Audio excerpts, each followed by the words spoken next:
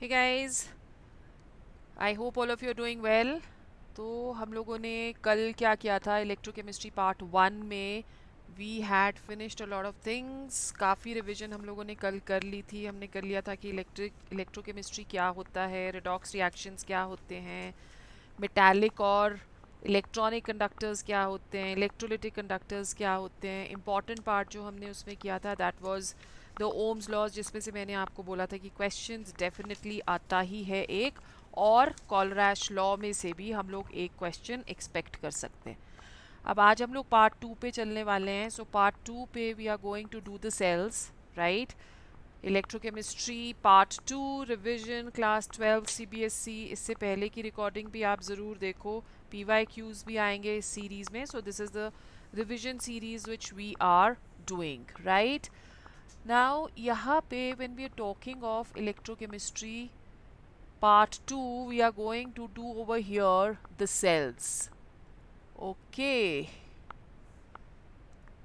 all right. So electrochemical cell या galvanic cell क्या होता है? Device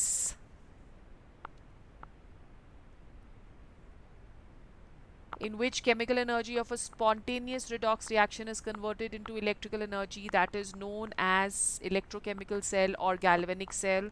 कुछ इस तरह से हमें नज़र आता है। This is an electrochemical cell का setup. And if you remember, हमने रिडॉक्स रिएक्शन पिछले वाले क्लास में इसी में से की हुई है। इसी गैल्वेनिक सेल उसको स्पेसिफिकली बोलते हैं, जब आप ZnSO4 और Cu2SO और CuSO4 एज इलेक्ट्रोलाइट्स लेते हो, and the reaction of this is going to be Zn2 positive या Zn solid plus Cu2 positive to give us Zn2 positive plus Cu. So this is the galvanic cell which we have. अब यहाँ पे whenever we are talking of any electrochemical cell or we are specifically talking of galvanic cell, तो galvanic cell में please remember कि electrolytes यही आएंगे। अगर आपको question आता है कि एक galvanic cell को represent करो, तो इसमें आपने यही दोनों electrolytes लेने और इसी तरह से इसको represent करना है। तो इधर आप देख रहे हो कि लेफ्ट हैंड साइड पे हमारे पास एनोड है, राइट हैंड साइड पे हमारे पास कैथोड है। It is connected by a galvanometer to see the deflection of the current. बीच में सॉल्ट है, दो बीकर्स यहाँ पे लिए हुए। वन बीकर इज दिस, यहाँ पे जिंक सल्फेट है और दूसरे में कॉपर सल्फेट है। नाउ बीच में there is a salt bridge. So basically अगर हम लोग इसको रिप्रेजेंट करना चाहें और ये बताना चाहें कि क्या क्या हो रहा है, तो लेफ्ट हैंड साइड पे उन वाले लेटर से स्टार्ट होता है अल्फ़ाबेटिकली जो पहले आते हैं। तो यहाँ पे बीच पे हमारे पास आ गया bridge. This side we have is left, this is the left side.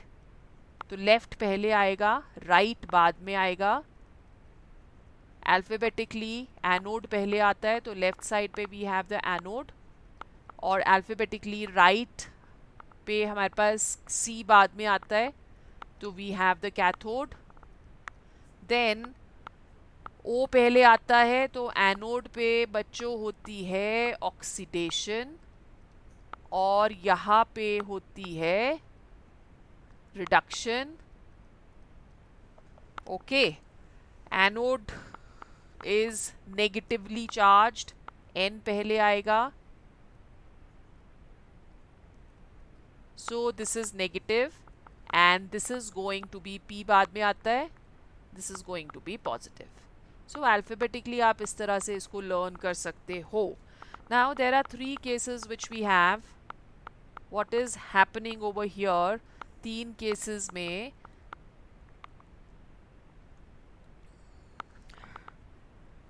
the first case is when the external potential E external, that is less than 1.1. Okay, तो अगर वो लेस देन 1.1 वोल्ट है, तो remember that number one, electrons flow from zinc rod to copper rod.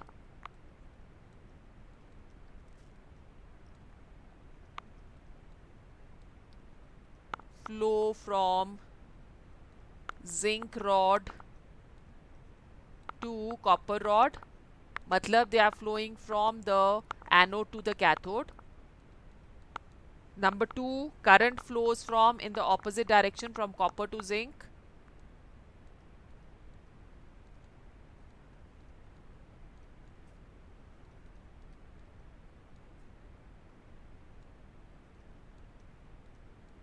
Number 3, zinc dissolves.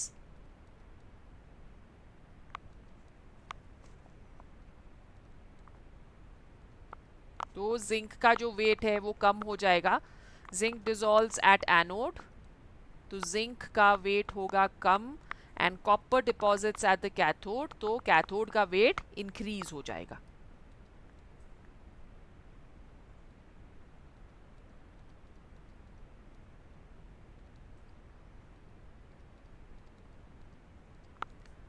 Third, फिर उसके बाद case B हम लोग ये तीनों चीज़ें ऑब्जर्व करते हैं. अगर E external that is less than 1.1 volt, फिर उसके बाद अगर E external is equal to 1.1 volt, that is the stage of equilibrium.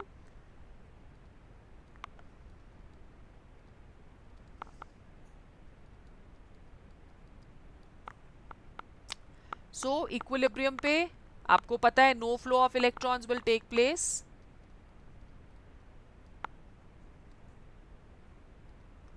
अब अगर इलेक्ट्रॉन्स फ्लो नहीं करेंगे तो करंट भी फ्लो नहीं करेगा.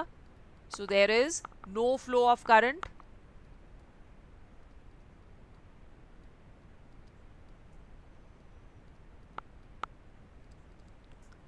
And zinc is deposited. क्या होगा इसमें, यहाँ पे तो कॉपर आपका डिपॉजिट हो रहा है कैथोड में. अब यहाँ पे ना तो फ्लो ऑफ इलेक्ट्रॉन्स हो रहे हैं ना ही फ्लो ऑफ करंट हो रहा है. So there is definitely no chemical reaction.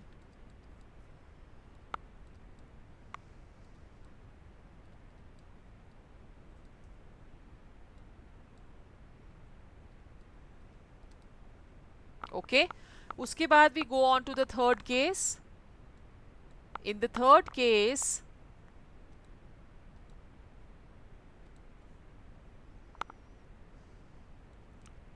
the E external is greater than 1.1.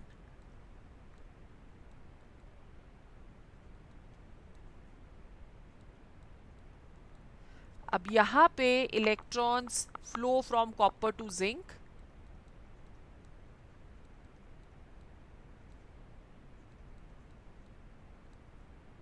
उल्टी रिएक्शन हो जाती है.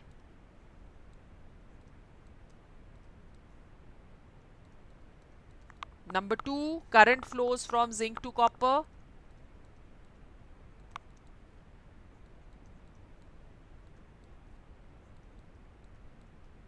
उल्टा हो गया ये भी. तो मतलब ये इलेक्ट्रोलिटिक सेल की तरह बिहेव करने लग जाएगा अगर E external is greater than 1.1. तो you will see that zinc is deposited at zinc electrode.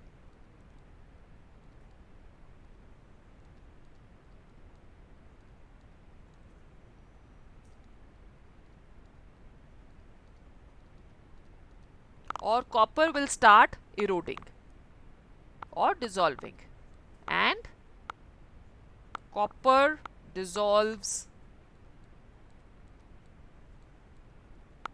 at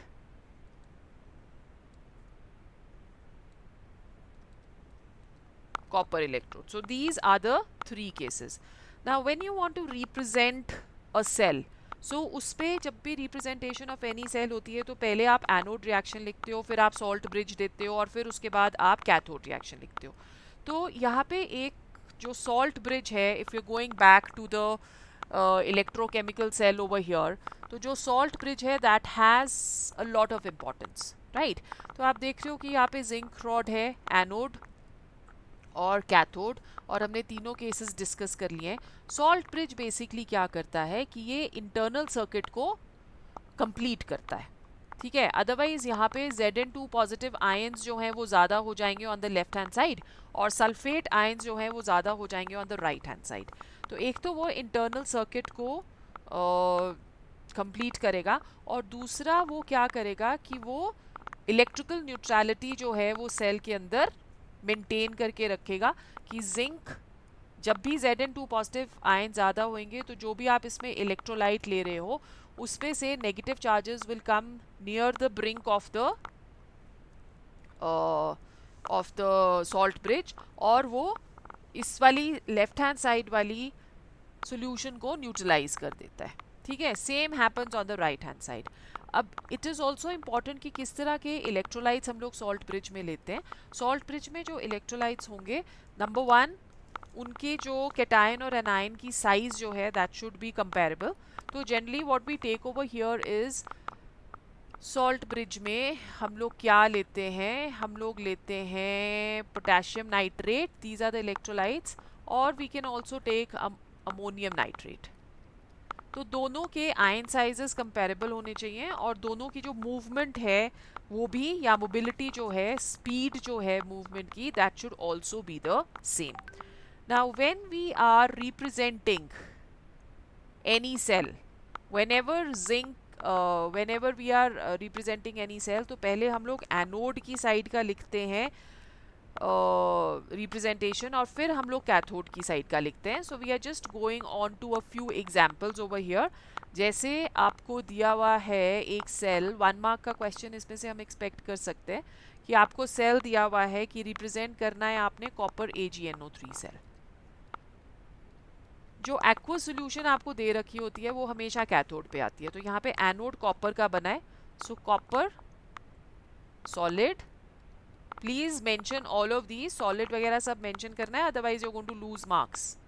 so Cu2 positive aqueous, then comes the salt bridge, then we come to Ag positive aqueous, and we have Ag solid. ठीक है, so this is how you going to represent the copper AgNO3 cell. उसी तरह से I am giving you a few more examples. Second cell is your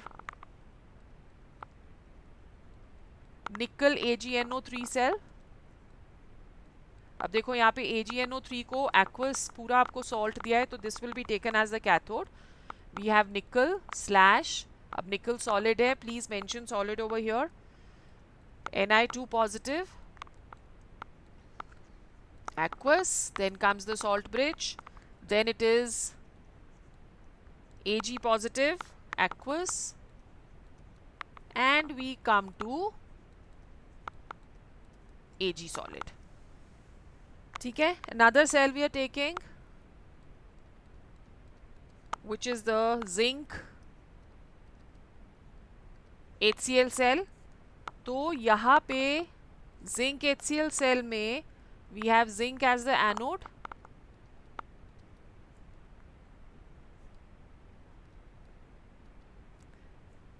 this is aqueous, then comes the salt bridge, or hydrogen will be liberated at the cathode.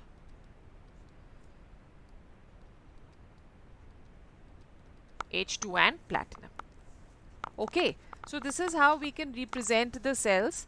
फिर electrode potential या EMF of galvanic cell क्या होता है? Let's go on to the EMF और cell potential of any cell.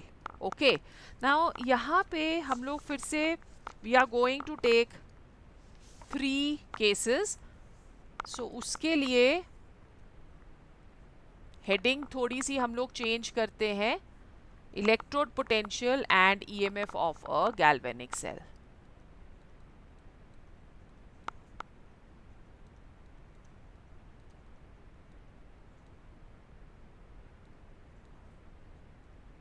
EMF का मतलब क्या होता है?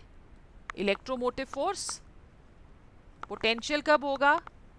जब सेल्स में जो चार्जेस हैं उनमें डिफरेंस होता है, only then the cell potential is going to exist, otherwise cell potential exist नहीं करता है। सो यहाँ पे again I am taking 3 cases, may be the diagram is not really very cool guys, but still understand करना आना चाहिए, वो ज़्यादा ज़रूरी है। तो I am sure you will be able to understand what are we doing over here. We are taking 3 beakers, और इन तीनों बीकर्स में हम लोग कॉपर की एक एक बार इंसर्ट कर रहे हैं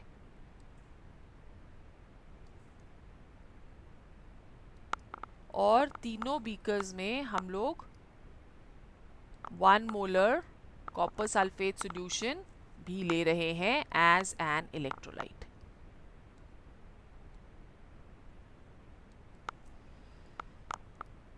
ओके, सो यहाँ पे हम लोगों ने ले लेना है कॉपर सल्फेट। कॉपर सल्फेट की सॉल्यूशन के अंदर we are dipping the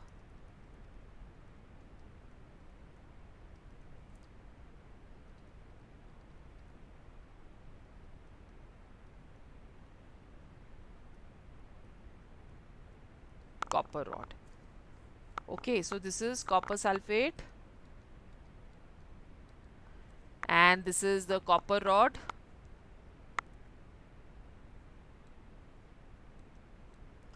Now there are three things which can happen. I'll discuss, let me just finish the diagram. We will discuss all the three cases.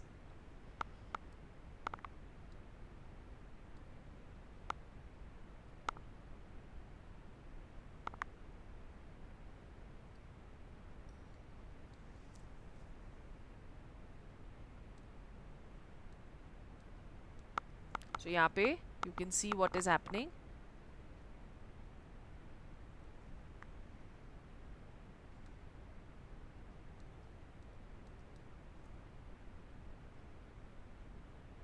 So this is case B, this is case A, this is case B, and this is case C.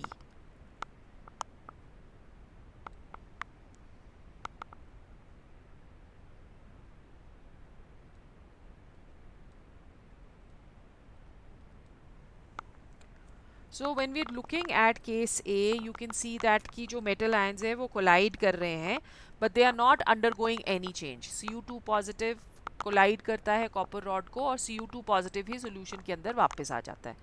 जब हम लोग case B में जा रहे हैं तो जो copper ion है या जो metal ion है वो इलेक्ट्रॉन्स गेन कर रहा है। Cu2 पॉजिटिव प्लस 2 इलेक्ट्रॉन्स, वो इलेक्ट्रॉन्स गेन कर रहा है और वो कन्वर्ट हो रहा है इनटू कॉपर, राइट। सो इसका मतलब इन यहाँ पे A में no change, nothing is happening. अब अगर Cu2 पॉजिटिव 2 इलेक्ट्रॉन्स गेन कर रहा है तो सेकेंड केस में रिडक्शन हो रहा है और थर्ड केस में हम क्या देख रहे हैं कि metal atoms on the electron they are going to lose electrons, okay, to form metal ions. So यहाँ पे हमारे पास क्या आ रहा है, Cu2 पॉजिटिव प्लस 2 इलेक्ट्रॉन्स आ रहे हैं। सो केस सी में oxidation is going to take place, right. So B में electrons are lost by metal rod and it is going to acquire a positive charge, और next में metal rod is going to acquire a negative charge. Now electrical potential difference जो कि setup होगा between the metal और उसके solution में, उसको हम लोग बुलाते हैं electrode potential. Okay, so what are we saying over here? That the electrical potential difference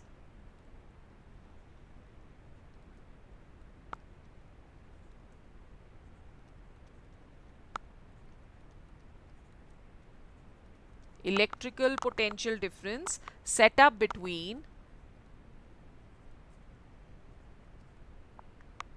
the metal and its solution.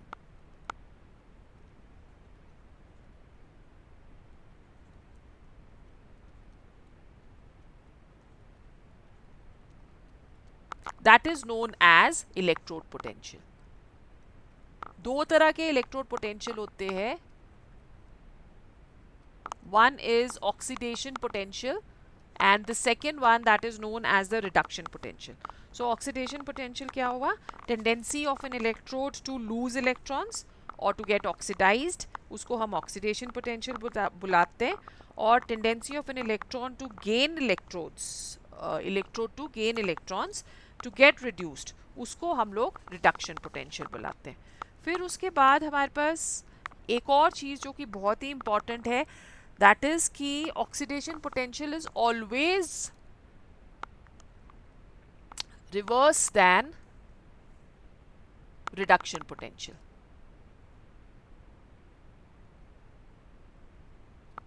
Okay, तो अगर एक का चार्ज जो है वो नेगेटिव आएगा तो दूसरा का चार्ज पॉजिटिव आएगा. Like for example, if you saying that reduction potential of zinc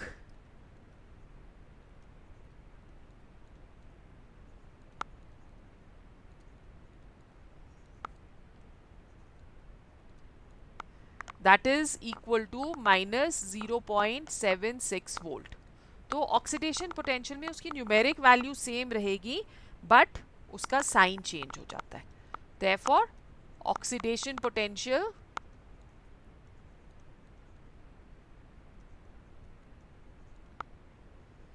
of zinc that will be equal two plus 0.76 volt.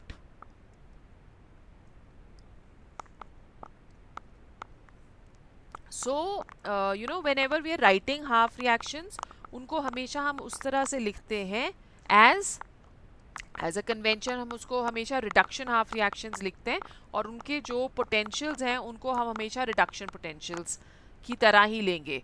जैसे आप अभी इलेक्ट्रोकेमिकल सीरीज करोगे तो उसमें आप देखोगे कि हम लोग रिडक्शन पोटेंशियल की वैल्यूज़ लेते हैं, ऑक्सीडेशन पोटेंशियल की वैल्यूज़ नहीं लेते हैं. तो यहाँ पे हमारे पास जो ये है जिंक का reduction potential that is going to be minus 0.76. फिर उसके बाद ईएमएफ ऑफ अ सेल और cell potential of a cell क्या होता है. So let's understand this. जो ईएमएफ और cell potential of a cell होता है, it is the difference between electrode potential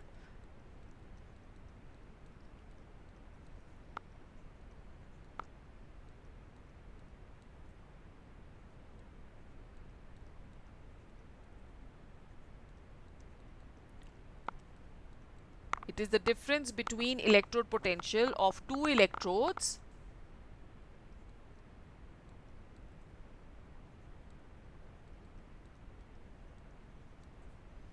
constituting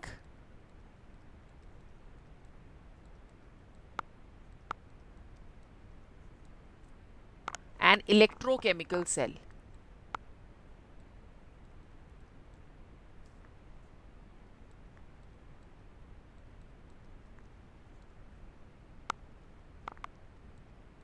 सो इसको हम ईएमएफ भी बुलाते हैं, इसको हम लोग पोटेंशियल डिफरेंस या सेल पोटेंशियल भी बुलाते हैं. तो बेसिकली वो डिफरेंस होता है between electrode potential of two electrodes, right. Now this difference is the driving force for the cell reaction. Very important. So this acts as driving force for the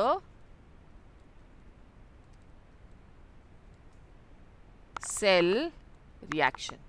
अब इससे हम लोग ई सेल कैलकुलेट करते हैं. तो E naught cell, E naught हम लेते हैं when we are taking the standard conditions, that is we are taking 1 molar electrolyte. तो E naught cell that is equal to E cathode minus E anode, और it is equal to E right minus E left, right. So E naught cell का मतलब ये हुआ कि जो electrolyte हम ले रहे हैं उसमें जो कॉन्सेंट्रेशन है इलेक्ट्रोलाइट का that is taken as 1 molar. So that is the standard conditions और उसी को हम लोग ई नॉट सेल जो है वो बुलाते हैं. तो हमेशा हम लोग बड़ी वैल्यू से, बड़ी रिडक्शन पोटेंशियल वैल्यू से छोटी रिडक्शन पोटेंशियल वैल्यू को माइनस करते हैं. Okay, so that is how you will calculate the E cell और ई नॉट सेल. ऑलराइट, इसमें से 1 मार्क का क्वेश्चन भी हम लोग एक्सपेक्ट कर सकते हैं. फिर उसके बाद हमारे पास आ जाता है standard hydrogen electrode potential. Now ये भी इंपॉर्टेंट है, 2 मार्क्स का आपको स्टैंडर्ड हाइड्रोजन इलेक्ट्रोड पोटेंशियल जो है वो आ सकता है. अब स्टैंडर्ड हाइड्रोजन इलेक्ट्रोड पोटेंशियल को हम लोग यूज़ करते हैं to calculate the EMF values of any of the cells, right. कोई भी हाफ सेल अगर हम ले रहे हैं तो उसके लिए इसको हम लोग स्टैंडर्ड रखते हैं. तो स्टैंडर्ड हम इसलिए रखते हैं क्योंकि इसकी ई नॉट वैल्यू जो है that is taken as 0. Now over here you can see कि what all do we have. It's a very very simple arrangement. एक बीकर लेते हैं, उस बीकर में हम लोग HCl ले लेंगे. 1 मोल पर डेसीमीटर क्यूब उसकी कॉन्सेंट्रेशन होनी चाहिए. और यहाँ पे हम लोगों ने ये एक प्लैटिनम का फॉइल ले रखा है. That is this is the site of reaction which is happening in the standard hydrogen electrode. और ये एक प्लैटिनम वायर के साथ इसको हैंग कर देते हैं और 101.325 पे या 1 एटमॉस्फेयर पे हम लोग हाइड्रोजन को यहाँ इस साइड से पास करेंगे. Right. So you can see that bubbles they are escaping over here. ये जो बबल्स होते हैं these are bubbles of hydrogen. ठीक है. सो ये हाइड्रोजन के बबल्स हमारे पास आ गए. हाइड्रोजन गैस हम यहाँ से कर रहे हैं pass. Now this standard hydrogen electrode, it can behave as cathode, it can also behave as anode depending upon the fact कि आप किसका electrode potential जो है वो calculate करना चाहते हो. अगर suppose आप उसको ले रहे हो as anode,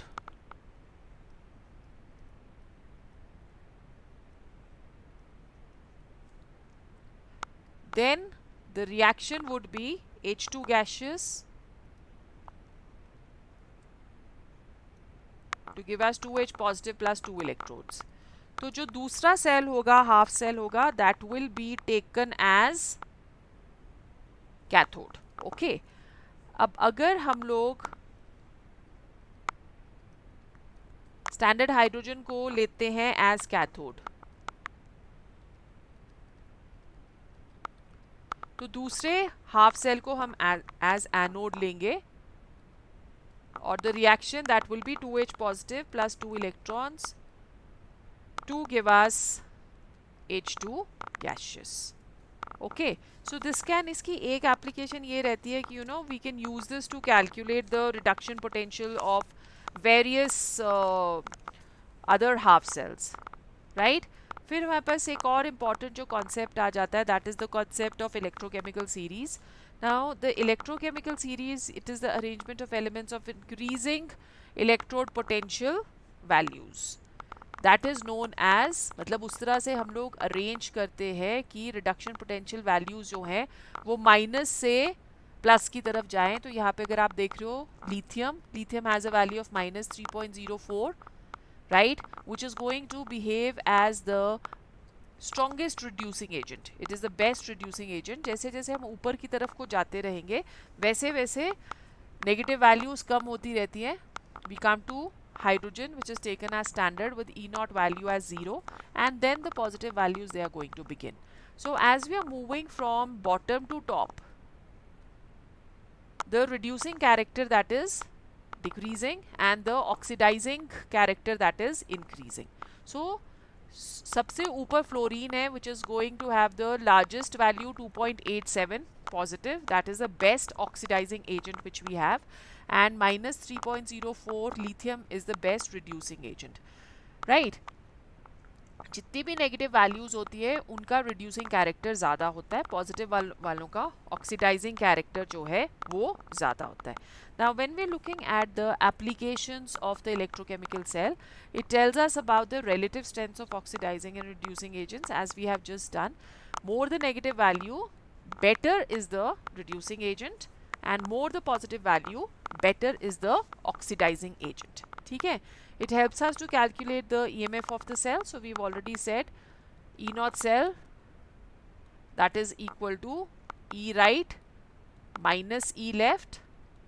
बड़ी वैल्यू से छोटी वैल्यू को आपको माइनस करना है. तो जैसे गैल्वेनिक सेल में जो जिंक का E naught वैल्यू है that is -0.76 volt, and for copper it is plus 0.34 volt. So यहाँ पे E naught सेल क्या आ जाएगा, बड़ी वैल्यू से छोटी वैल्यू को माइनस करना है. तो 0.34 minus -0.76 which is equal to approximately 1.1. Okay, तो predicting feasibility of a reaction के लिए भी याद रखो कि अगर ई नॉट सेल की वैल्यू पॉजिटिव है तभी रिएक्शन जो है वो फिजिबल है, अगर उसकी वैल्यू नेगेटिव में आती है then it is not feasible at all. Okay, and to predict whether a metal can liberate hydrogen from acid or not, all the metals which are below hydrogen or which have a negative value of reduction potential, they are going to liberate hydrogen from acids. Like zinc can liberate but copper cannot, because copper has a 0.34 plus value. Therefore copper liberate नहीं करती है hydrogen जब वो acid के साथ react करती है. ठीक है. Then we come to another very important topic, which is the Nernst equation. I would again say कि ये काफ़ी important है क्योंकि इसमें से हमको numerical आ सकता है. इक्वेशन के स्पेलिंग थोड़े गलत हो गए, डजेंट मैटर, टाइपिंग एरर. तो प्लीज़ आपने नर्स्ट इक्वेशन को बहुत ही अच्छे से करना है. You can not neglect this. और इसके काफ़ी सारे क्वेश्चंस जो है उनको भी आपने सॉल्व करने की कोशिश करनी है, प्रैक्टिस करना है. Right. So Nernst equation, E cell that is equal to E naught cell. Nernst equation हम जनरली यूज़ करते हैं to calculate the E cell और the potential of a cell जिसकी कॉन्सेंट्रेशन इलेक्ट्रोलाइट की 1 मोलर नहीं होती है. 1 मोलर के लिए तो हम लोग ई नॉट वैल्यू यूज़ कर रहे हैं, वहाँ पे 1 मोलर कॉन्सेंट्रेशन जिसकी नहीं होगी उसके लिए हम लोग ई सेल यहाँ पे फाइंड करते हैं. So E naught cell minus 2.303 R T upon N F log of, if only one electrolyte is given, तो उसमें सॉलिड को हम लोग न्यूमरेटर पे लेते हैं जिसको हम लोग कन्वेंशनली 1 ही लेते हैं उसकी concentration, Mn positive aqueous. So aqueous state की concentration we are going to take over here. Generally the calculations they are done at 25 degrees Celsius, right, or 298 Kelvin. So putting the values of R, T and F over here, this equation will become E naught cell minus 0.059 upon N log of 1 upon Mn positive. Now if there are different electrolytes given in the anode and the cathode, then the Nernst equation becomes E naught cell minus 0.059 upon N log of concentration of anode upon concentration of cathode. Right? Now at equilibrium जो E cell की value होती है that is going to be 0. So when we're looking at equilibrium,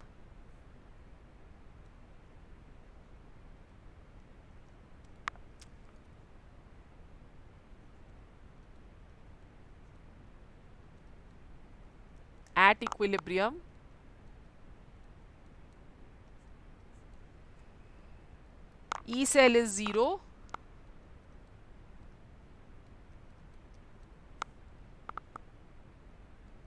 or E naught cell that is equal to 0.059 upon NF, और यहाँ पे F की value हमको नहीं लेनी है, so it is going to be, because हम ऑलरेडी ऊपर 0.059 ले रहे हैं, so this is going to become 0.059 upon N log of K. So कई बार आपको K भी कैलकुलेट करने के लिए आ जाता है, so you can calculate K from here, and then we have the value of delta G. Gibbs free energy भी इससे कैलकुलेट करने आ सकती है, तो delta G that is equal to minus NF E naught cell, okay, or delta G that is equal to minus RT natural log of K अब आपको ये पता है कि फॉर एनी फिजिबिलिटी रिएक्शन की अगर हम देखते हैं with the value of delta G, तो डेल्टा जी की वैल्यू जो है that should B negative for a reaction to proceed in the forward direction. So second part mein we are only going to do till here. Third part mein guys we are going to go on to electrolytic cells. So just stay tuned and keep revising. I will see you soon.